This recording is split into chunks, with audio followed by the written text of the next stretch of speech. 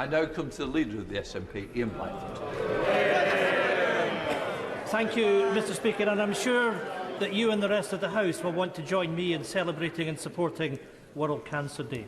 Mr Speaker, just in relation to your earlier statement, I have a difficulty reconciling the Prime Minister's version of events with other evidence, and as you know, I have a duty to reflect and represent the deep, deep public anger with the Prime Minister. That said, Mr Speaker, I respect the absolute impartiality that you take in your role, and I want to set on the record that I respect both you and the authority of the Chair. Mr Speaker, this morning the Telegraph newspaper revealed that the Prime Minister attended a party in his flat on the 13th of November 2020.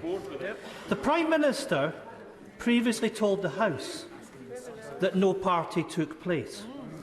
The police are now investigating this party, and we face a very real prospect of a sitting Prime Minister being questioned under caution and being fined in office. And if he is questioned, Mr Speaker, he must go. If he's fined, he must resign. Mr Speaker, you'll agree that the House should not be treated with contempt. So can the Prime Minister... here we go again.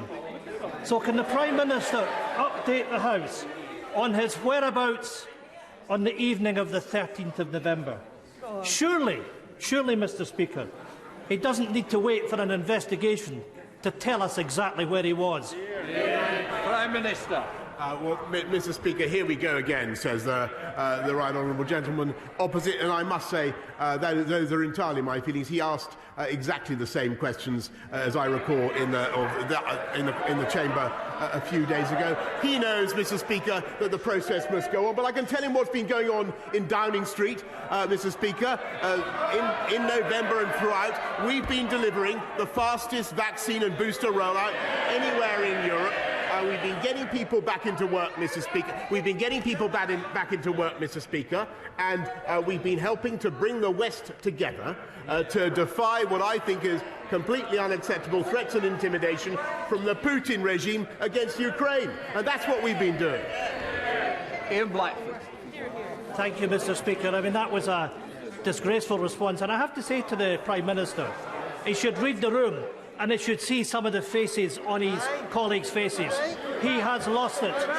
Mr Speaker, we've now reached the ridiculous scenario of a Prime Minister who can't even tell us where he was. He lives in a world where he thinks everything is owed to him, and he never pauses to think what he owes to the public. The Prime Minister is now a dangerous distraction at home and a running joke on the international stage. What does it tell the Prime Minister and the public that in the morning that he has returned from Ukraine, the chair of the Defence Select Committee has submitted a letter of no confidence in him? Prime Minister. Mr Speaker, it tells me that it is more vital than ever for the government of this country to get on with the job, deliver our COVID recovery plan, and that is what we are doing. Continue, Paul.